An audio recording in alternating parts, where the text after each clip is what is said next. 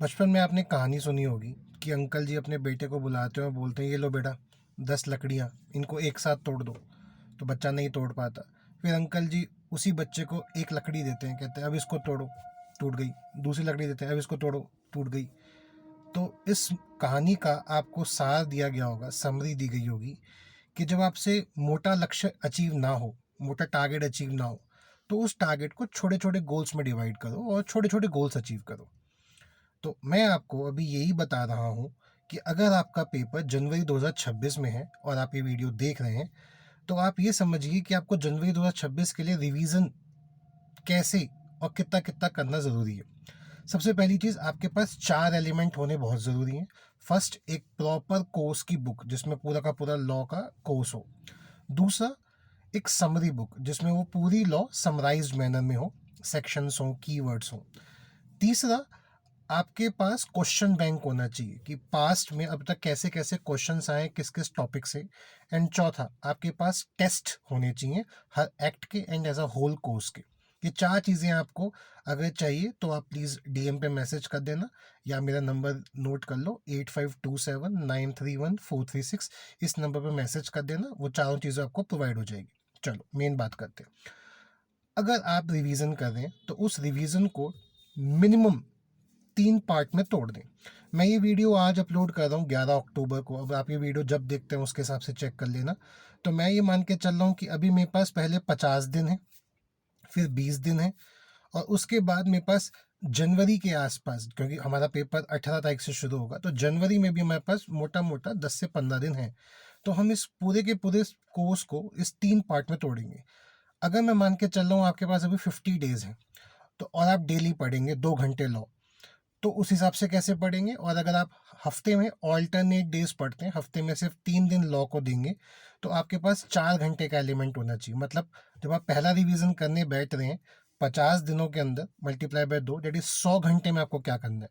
और अगर आप ऑल्टरनेट डेज में पढ़ रहे हैं तो आप 25 दिन पढ़ रहे होंगे, तो 25 दिन इंटू 4 घंटे, डेट इज 100 घंटे में आपको क्या करना है। तो सबसे पहले वाले रिवीजन में अगर आप 2 घंटे दे रहे हैं पर डे या 4 घंटे दे रहे हैं ऑल्टरनेट डेज, तो आपका एम होना चाहिए, अगर आप 2 घंटे पढ़ रहे हैं तो 1 घंटे आप लॉ पढ़ेंगे। अब लॉ कैसे पढ़ेंगे, सपोज आपकी बुक में 200 पेजेस हैं, पूरा पूरा पूरा का पूरा लॉ 200 पेजेस में है, तो डिवाइड कर लो 200 पेजेस डिवाइडेड बाय घंटा, कि भाई 200 पेजेस मुझे 50 घंटे में ख़त्म करने हैं, तो 1 घंटे में कितने पेज हो गए, 4। तो मतलब 1 घंटे बस मुझे 4 पेज पढ़ने हैं। और नेक्स्ट 1 घंटा मुझे सिर्फ उन 4 पेजेस, उन 4 जो मैंने पेज पढ़े हैं उसमें से कौन कौन से टॉपिक पे क्या क्या क्वेश्चन आए हैं, एटलीस्ट उनके 4 क्वेश्चन मेरे को राइटिंग में लिख के देखने हैं। 4 क्वेश्चन राइटिंग में लिख के देखने ही देखने हैं मुझे। ठीक है। तो 1 घंटा आपने क्या किया, रिवीजन किया। और 1 घंटा आपने क्या किया, सिर्फ क्वेश्चन सॉल्व किए, सिर्फ क्वेश्चन लिख के देखे। एटलीस्ट 4 क्वेश्चन, 15-15 मिनट का टारगेट लगाओ, 4 क्वेश्चन लिखूंगा।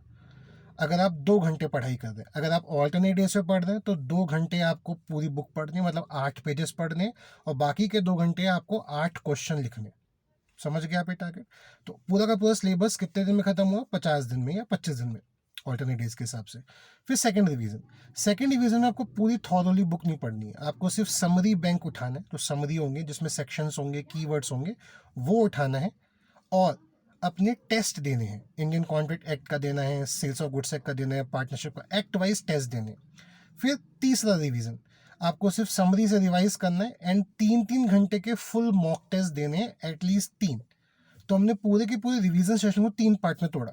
पहला थॉरली पढ़ेंगे और 4-4 क्वेश्चन लिखेंगे। उसके बाद हम सिर्फ समरी से रिवाइज करेंगे और हर एक्ट के टेस्ट देंगे। उसके बाद हम समरी से रिवाइज करेंगे और 3-3 घंटे वाले at least 3 mock test full course paper देंगे।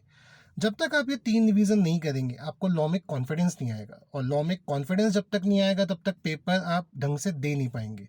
तो अगर आपको पेपर तमीज से देना है और आप जनवरी 2026 का टारगेट कर रहे हैं और आप उस पेपर को फोड़ना चाहते हैं, आप सी फाउंडेशन में रैंक लाना चाहते हैं, तो इस स्ट्रेटजी को सिर्फ सुनना मत, इसे इम्प्लीमेंट करना, इसको एग्जीक्यूट करना।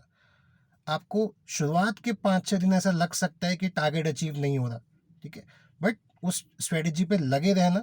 अगर आज आपने 4 पेज नहीं ख़त्म किए, कोई बात नहीं, नेक्स्ट दिन 5 पेज पढ़ने का सोचना, नहीं हुआ नेक्स्ट दिन और पढ़ने का सोचना, बट गिव अप मत करना। डेली नई नई स्ट्रेटेजी बनाने से रिजल्ट नहीं आएगा। एक स्ट्रेटेजी बनाओ और उस पर ढंग से एग्जीक्यूट करने पे लग जाओ तो रिजल्ट पक्का आएगा। All the very best.